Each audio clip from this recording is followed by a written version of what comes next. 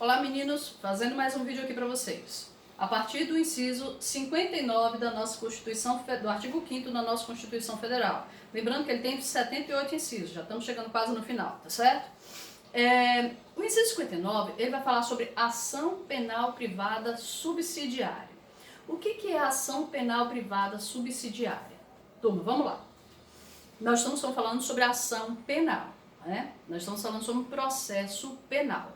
Processo penal é aquele deflagrado para condenar ou absolver alguém que está sendo processada por um crime, tudo bem? Ação penal é na esfera criminal, né? Na esfera do direito penal. Então, alguém que comete um crime, ela será processada mediante um juízo penal. A peça que inicia, que provoca o judiciário, quem escreve essa peça, que provoca o judiciário para que uma pessoa seja processada penalmente, em regra, turma, em regra, quem faz isso é o promotor de justiça, é o membro do Ministério Público, tá certo? O processamento é da seguinte forma: alguém cometeu um crime, tá? E aí chama a polícia, né? Assim, chama logo a polícia aqui, certo? Tá certinho. A polícia é quem vai investigar e trazer os elementos de prova. A polícia, então, ela inicia, o delegado de polícia, por meio de uma portaria, ele inicia um processo de investigação policial daquele fato, né? Então, o delegado de polícia, ele vai analisar o quê? Realmente ocorreu aquele crime? Onde? Quais foram as circunstâncias? Quem é o possível autor daquele crime? Tá certo? Então, o delegado de polícia, ele faz o inquérito policial. E olha o nome que eu tô falando pra vocês. Inquérito vem de inquirir. Na fase do inquérito policial, não temos processo ainda. A fase do inquérito policial é um procedimento administrativo, inquisitorial, em que, em regra, não se admite contraditório e ampla defesa, tá certo? Ali, então, somente se levanta os elementos do crime, os elementos, as circunstâncias em que o crime ocorreu, tá certo? É o processo de investigação criminal. E aí o delegado, ele sempre se pautando pela questão das provas, né? Porque não se admite prova ilícita, não se admite prova mediante tortura, então o delegado de polícia tem que levantar todos os meios de prova, tem que fazer toda a investigação das circunstâncias em que aconteceu aquela situação, e no final ele vai juntar tudo aquilo no inquérito policial, fecha esse inquérito policial, faz um relatório de tudo que ele fez, de todo o procedimento que ele adotou, né? Tem lá a transcrição da oitiva das testemunhas, tem lá a transcrição do depoimento do acusado. Agora, o acusado, ele deve ir com um advogado, tá certo? É admitida a presença do advogado ali também. O advogado pode pedir que o delegado produza algumas provas, tá certo? Pode pedir que o delegado veja a questão da perícia, etc. Então, assim, faz todo aquele procedimento, todo aquele levantamento de provas, né? As perícias, se for um homicídio, o laudo cadavérico, tudo isso. E aí o delegado, ele faz um relatório e encaminha para o Ministério Público. Em regra, é o Ministério Público quem, lendo aquele inquérito policial, verifica a opinião se houve efetivamente o delito ou não. Quem tem autoridade para dizer, olha, houve um delito, eu acho que foi fulano de tal, é o Ministério Público, porque, em regra, as ações penais são públicas incondicionadas. Incondicionadas. A opinião sobre o crime que aconteceu é do Ministério Público. O Ministério Público, olha, aconteceu tal crime, doutor juiz. Vamos investigar, vamos processar essa pessoa, porque possivelmente tal crime, quem cometeu foi essa pessoa. A ação penal, ela serve para isso. Olha, ocorreu este delito, ou as provas levantadas no processo, no inquérito, apontam para que este delito esse fato tenha acontecido, esse fato ele é descrito como fato típico, e possivelmente quem cometeu esse crime foi esta pessoa. Precisamos processar essa pessoa, processar esses fatos, né? A pessoa é processada e os fatos são processados, e a gente tem que, no final, chegar à verdade se houve realmente o crime, e se quem cometeu o crime realmente foi essa pessoa, tá certo? Porque vocês devem estar estudando aí em direito penal, que às vezes efetivamente ocorre a figura típica, mas existem as chamadas excludentes de tipicidade, né? Às vezes aconteceu realmente aquilo ali, mas se chega à conclusão no final do processo que aquele sujeito matou em legítima defesa, matou em estado de necessidade, matou em estrito cumprimento do dever legal, que são as causas excludentes de tipicidade, tá certo? São causas excludentes de tipicidade. Em regra, turma, o Ministério Público, ele não se posiciona já de imediato quanto a isso não, tá bom? Em relação às cláusulas excludentes de tipicidade, em regra, o Ministério Público não se posiciona, deixa que o juiz decrete essa situação não, porque coisas novas podem acontecer durante o processo, tá bom? Então, em regra, a ação penal, ela é pública. Por que pública? Porque promovida pelo Ministério Público, tá certo? Que é um órgão. É um órgão, alguns dizem que é um quarto poder, mas é um órgão absolutamente independente, né, em relação aos demais poderes, tá? Ele é um órgão absolutamente independente em relação aos demais poderes e ele tem a função, efetivamente, de fiscalizar o cumprimento da lei e ele é o autor da ação penal. Agora, perceba a seguinte situação. E se o membro do Ministério Público cheio de ações, vai lá para a comarca do interior, o membro do Ministério Público cheio de ações, ele fica lá, ó, e pega aquele inquérito, e segura aquele inquérito, e engaveta aquele inquérito, e guarda aquele inquérito, tá certo? E não deflagra ação penal. Neste caso, a Constituição prevê que, olha, será admitida ação privada. Será admitida ação privada nos crimes de ação pública. O que significa isso? Se essa não foi intentada no prazo legal.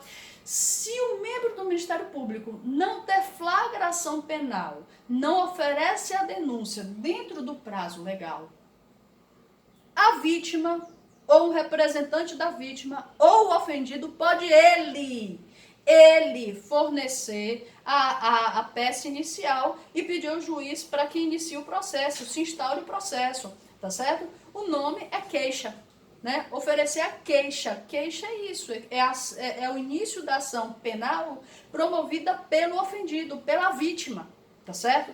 Professora, então ele passa a ser o titular da ação penal? Sim, gente, ele passa a ser o titular da ação penal.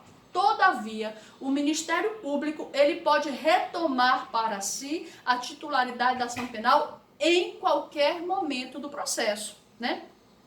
Vamos supor que o promotor de justiça, né, que estava naquela comarca, ele não intentou a ação penal, mas aí ele foi promovido, ele foi transferido para outra comarca e o que entrou viu lá que tinha essa ação penal em que na verdade quem deu início foi o ofendido. O membro do Ministério Público fala assim, não, agora deixa comigo que eu vou dar encaminhamento dessa ação penal, tá certo? A titularidade, o Ministério Público ele não perde essa titularidade de poder entrar no processo, de ingressar no processo em qualquer momento, tá? Mas também a Constituição permite que o ofendido de um crime inicie ele uma ação porque ele quer ver aquela pessoa que o ofendeu, que o agrediu, sendo processada e que pague pelos seus erros, tá certo? Então a Constituição ela admite isso aqui no artigo 5º, inciso 59 da nossa Constituição Federal.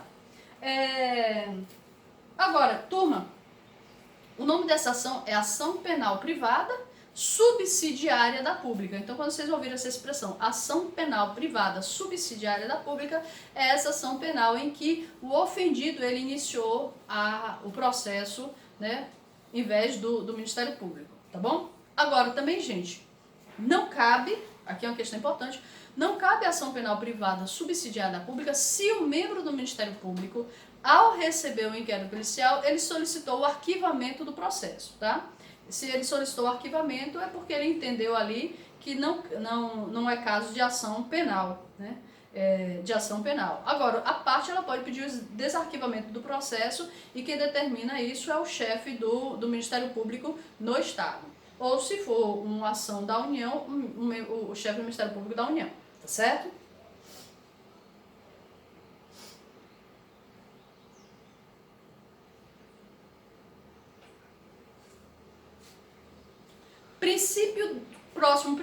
Próximo inciso 60.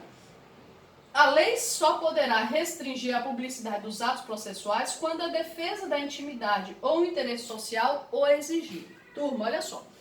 Em regra, os processos Os processos judiciais são públicos. Em regra, os processos judiciais são públicos.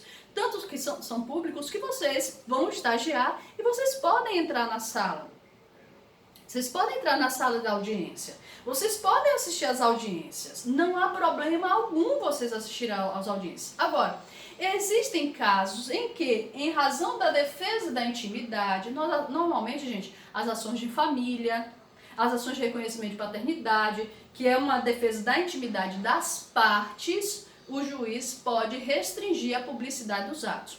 Ou em razão do interesse social. Turma, olha só. Às vezes,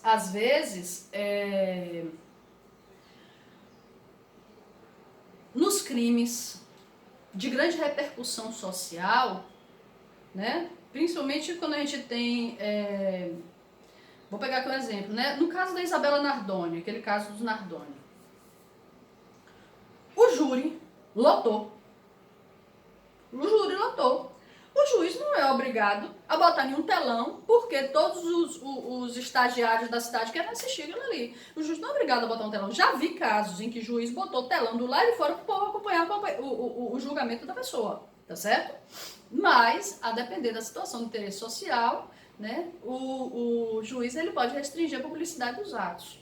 Né, mas isso o juiz é quem vai definir. Né? Então, em razão da intimidade das partes, das ações de família, nas ações de reconhecimento de paternidade, né? E a depender do interesse social, o juiz pode restringir a publicidade dos atos, mas a regra é que os atos processuais, eles são públicos, tá?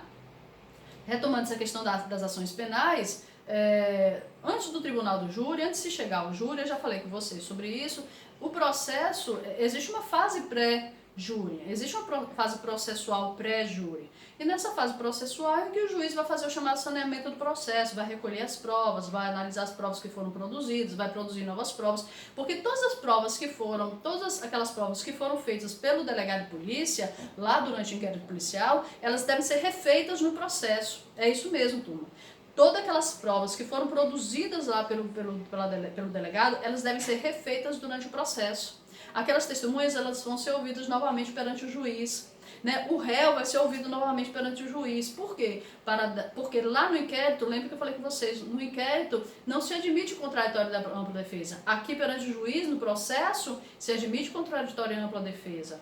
Às vezes é muito comum o réu, ele confessa lá perante o delegado de polícia, chega aqui, né? E lá, às vezes, ele não está bem assistido por um advogado, chega aqui no processo, ele nega, ele diz, não, eu confessei porque eu sofri, me bateram, né? Eu confessei porque eu estava nervoso, né? E cá, durante o processo, orientado por um advogado, por uma defesa técnica, eu não fiz, ou eu fiz porque eu estava sendo ameaçado, etc. Tá certo? Então, em regra, os atos processuais, eles são públicos, né? São públicos, agora o juiz, a depender da situação, pode restringir o acesso às pessoas aos atos que estão sendo ali praticados. E eu estava falando sobre o tribunal do júri. Antes de ir para o júri, o juiz ele também retorna todo o processo, produz uma série de provas, tá certo? Refaz aquelas provas ali e nesse momento as pessoas também podem ter acesso, né? Podem ter acesso, como também tem acesso ao júri. O júri é aberto, o júri é público, né? Agora, o juiz também não é obrigado a botar telão do lado de fora para todo mundo que queira assistir, tá certo? Prisões. Ninguém será preso senão em flagrante delito. Primeira hipótese de prisão é prisão em flagrante delito. Ou por ordem escrita e fundamentada da autoridade judiciária competente. Então, ou flagrante delito, ou mesmo não estando em flagrante delito, a pessoa pode ser presa por ordem escrita e fundamentada da autoridade judiciária competente, do juiz, né? Salvo nos casos de transgressão militar ou crime propriamente militar definidos em lei. Gente, os militares, eles possuem um código penal próprio. Eles possuem tipos penais próprios. E aí, nos casos dos militares, existem outras espécies de prisões que nós não vemos aqui. Vocês, quem quiser fazer concurso na área militar, pega lá o Código Penal Militar, né, e vai ver quais são as demais prisões que os militares estão sujeitos a sofrer, né? A desobediência de um militar, ele pode ficar aquartelado, ele fica preso aquartelado, tá certo? São outras hipóteses de prisão. Mas cíveis, né, civis, nós que não somos militares, ou seremos presos ou em flagrante delito, ou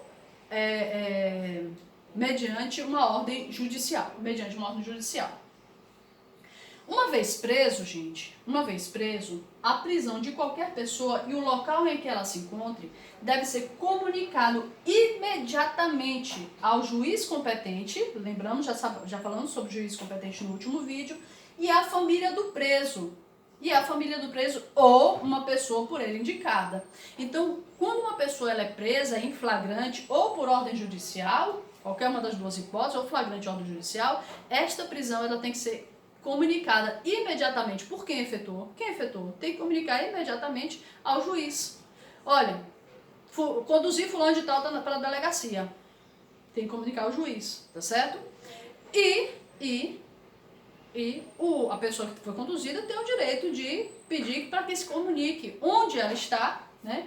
O local em que ela está, a pessoa onde ela está ou para a sua família, né? Aquela coisa do réu ter o direito a fazer uma ligação, ligar para a família chamar constituir um advogado, o que quer que seja, ou uma pessoa por ela indicada, porque às vezes a pessoa não tem uma família no local, né? Então, ela está sendo assistida por uma outra pessoa. Então, imediatamente, tá certo, gente? E hoje em dia você já sabe que nós temos a chamada audiência de custódia, em que no prazo de 24 horas, a pessoa que foi levada presa, ela tem que ser apresentada ao juiz para que o juiz verifique a integridade física e moral daquela pessoa. E se for o caso, o juiz ele pode imediatamente relaxar aquela prisão. Professora, por que essa questão dessa audiência de custódia? Gente, a razão da audiência de custódia é o seguinte: muitas vezes a pessoa fica presa por um período muito longo, por exemplo, durante o inquérito policial. O delegado ele não conclui o inquérito policial no prazo e a pessoa fica lá presa, né? E aí, às vezes, é um crime em que a pessoa fica presa junto a outros criminosos de uma alta periculosidade sem necessidade, né? Fora isso, gente, as nossas cadeias, as nossas delegacias, elas ficam abarrotadas de pessoas. Porque bateu um homem que bateu uma mulher, né? Aí fica lá preso junto de um assaltante. É uma situação muito complexa, Então, para tentar até mesmo desafogar um pouco as nossas delegacias, principalmente nessa fase inicial, se criou a audiência de custódia, né? Então, as razões principais foi desafogar as delegacias da quantidade de pessoas que estão ali. Segundo, manter a integridade da pessoa que está sendo presa, né? Principalmente porque não vai ser submetida a ficar ali naquela prisão por um período muito prolongado.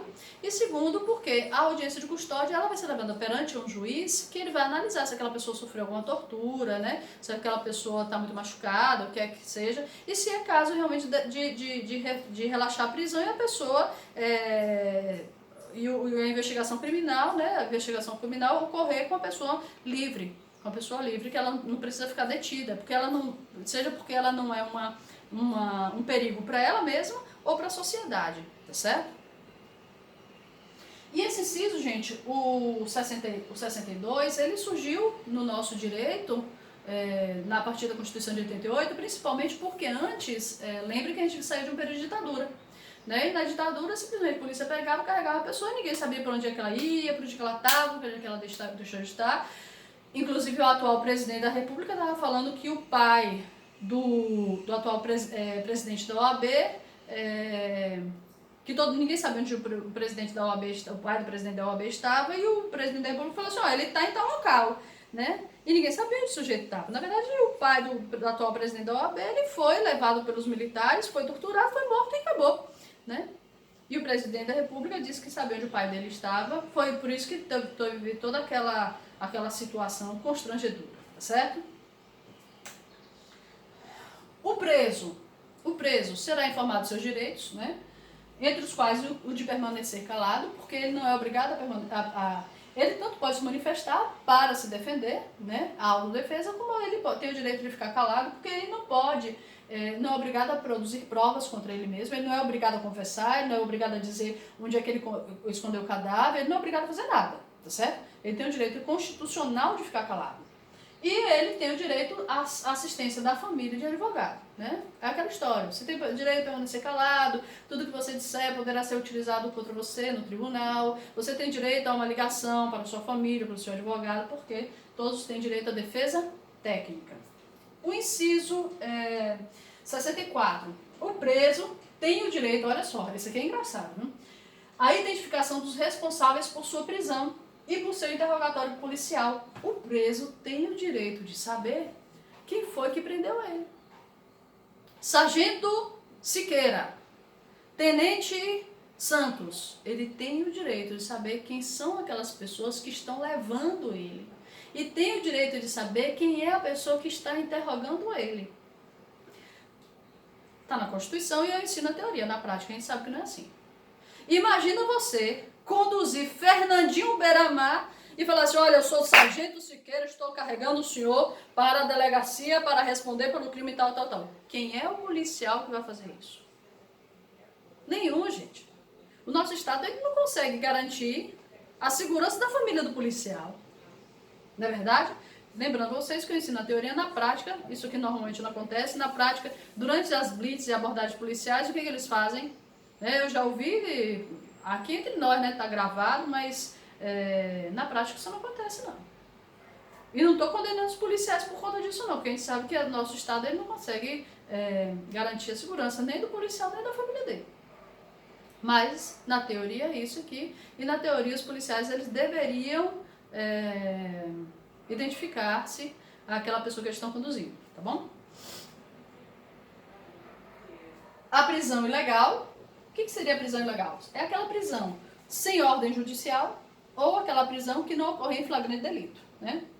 Ela será imediatamente relaxada pela autoridade judiciária. O juiz, ele relaxa a chamada prisão ilegal. Também, gente, pode acontecer prisão ilegal por excesso de prazo, né? Às vezes a prisão ela começa legal, né? Houve um flagrante delito, mas o delegado não concluiu o inquérito policial no prazo de 10 dias, que é o prazo que ele tem para concluir, né? O inquérito policial quando o réu está preso.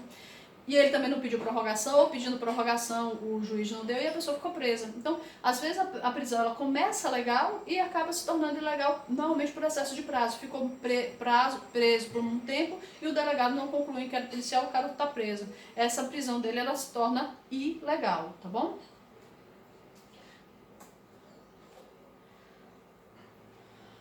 Ninguém será levado à prisão ou nela mantido quando a lei permitir a liberdade provisória com ou sem fiança. Então, se forem aqueles crimes, nós vimos aqui em alguns vídeos anteriores que alguns crimes são inafiançáveis, né? O racismo é crime inafiançável, a tortura é crime inafiançável, o TTT, né?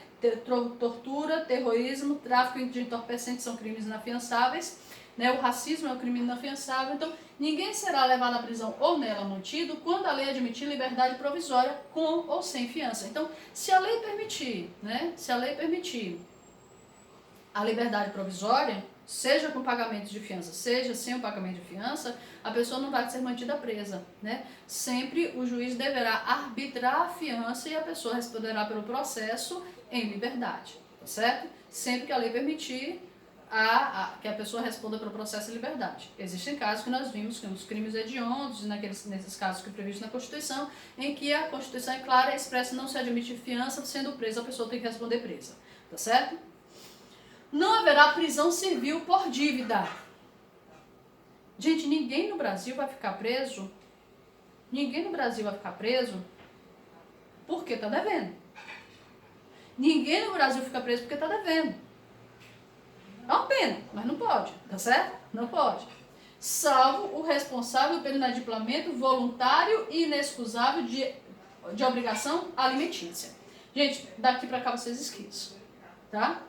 A única prisão civil hoje admitida no nosso país é a prisão civil do devedor de pensão alimentícia, devedor de alimentos, e mesmo assim pelo prazo previsto em lei. né, pelo prazo previsto em lei. Então, o devedor de alimentos é o único devedor que fica preso, tá certo? A Constituição aqui traz a hipótese do depositário infiel, mas essa hipótese aqui, ela foi revogada, tá certo?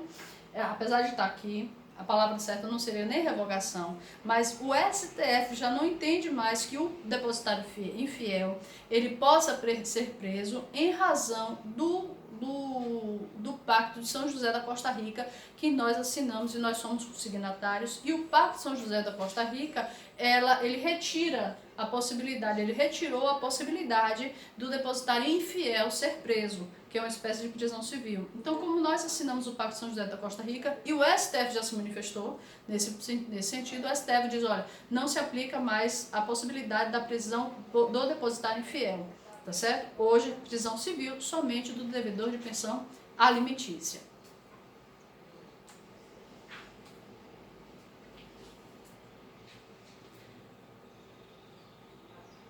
A partir de agora, eu vou pular aqui uma parte dos nossos incisos, que são as tutelas constitucionais da liberdade, porque eu vou fazer um vídeo só sobre isso, né?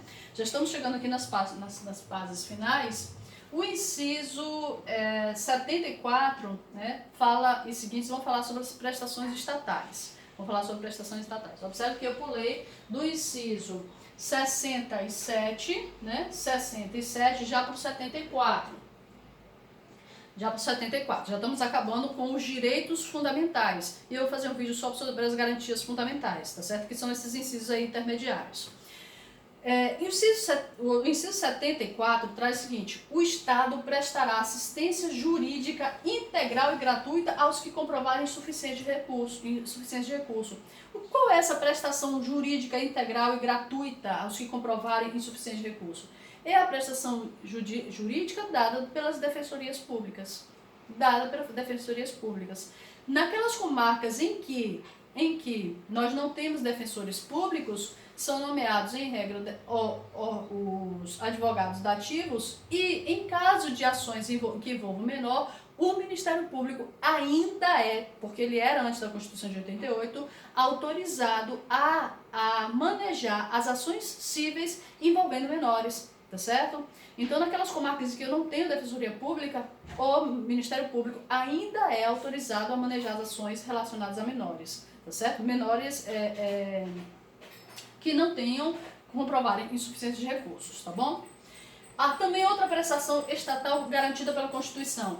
O Estado, olha só, indenizará o condenado por erro judiciário, assim como o que ficar preso além do tempo fixado na sentença. Gente, olha só, em caso de erro judiciário, o sujeito foi condenado por um crime que ele não cometeu, o Estado terá que indenizar. Além disso, o sujeito cometeu um crime e ficou preso, além do tempo. Não acha que é estranho, não. Por isso que de tempos em tempos o judiciário ele tem que fazer aqueles mutirões, porque às vezes ficam pessoas presas que deveriam ter sido comunicadas que a pessoa já cumpriu a pena, coloque ele em liberdade. E às vezes acontece, gente, de o administrador da penitenciária não comunicar. E nesse caso, se a pessoa fica presa além do tempo, ela terá direito à indenização. O 76 diz, olha, são gratuitos para os reconhecidamente pobres na forma da lei o registro civil de nascimento. Então, quem é pobre tem direito ao registro civil de nascimento gratuito. E a certidão de óbito também gratuita, tá certo? Também gratuita. Se eu não me engano, gente, é a primeira via, tá? A primeira via. Se a pessoa perder a primeira via, eu não sei se a segunda via também já está assegurada a gratuidade. Eu entendo que deveria estar, tá? Porque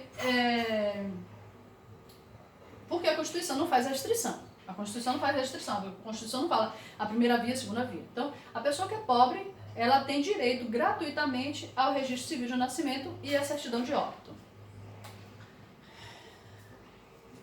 E esse aqui, gente, foi incluído, é o último inciso do artigo 5º, ele foi incluído pela emenda constitucional número 45 de 2004, que é a chamada emenda da reforma do judiciário, né? A emenda da reforma do judiciário. A todos, em âmbito judicial e administrativo, São assegurados a razoável duração do processo e os meios que garantam a celeridade da sua tramitação. Gente, observe. Duração razoável do processo não quer dizer que tem que ser um processo a jato. Não é isso. O processo ele tem que ter uma duração razoável em que aqueles prazos sejam cumpridos, né? Um processo ele não pode ser nem ser tão muito rápido, nem ser tão lento.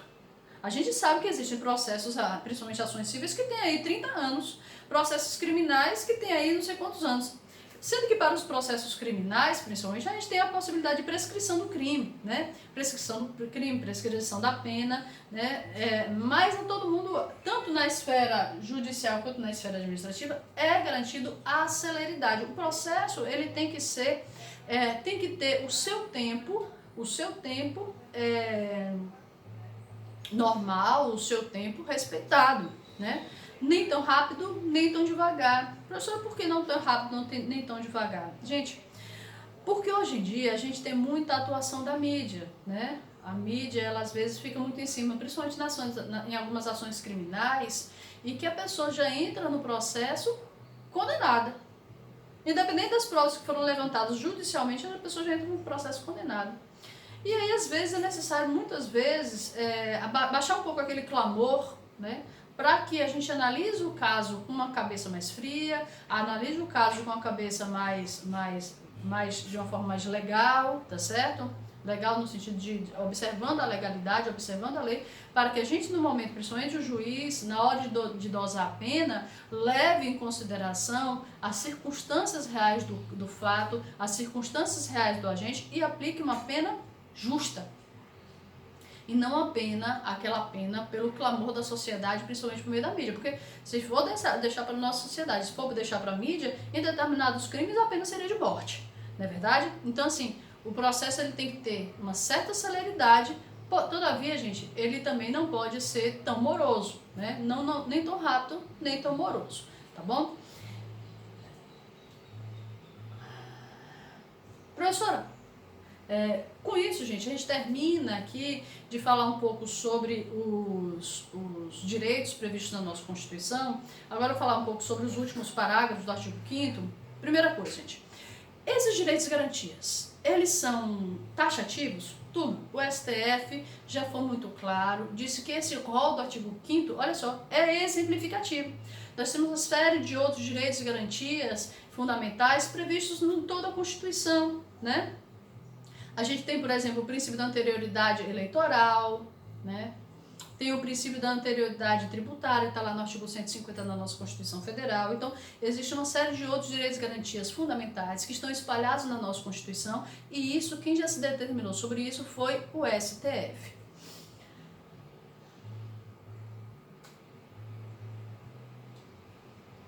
O artigo 5º, parágrafo 2º, né, ele também diz o seguinte, olha, a Constituição Federal, artigo 5º, prevê que os direitos e garantias expressos no texto constitucional não excluem outros decorrentes dos tratados que seja parte da República Federativa do Brasil. Ou seja, esse rol ele pode ser ampliado se a gente assinar tratados internacionais, como assinamos, tá, gente? Nós assinamos recentemente 2 tratados internacionais, um em 2018, internacionais, que ampliaram o rol dos direitos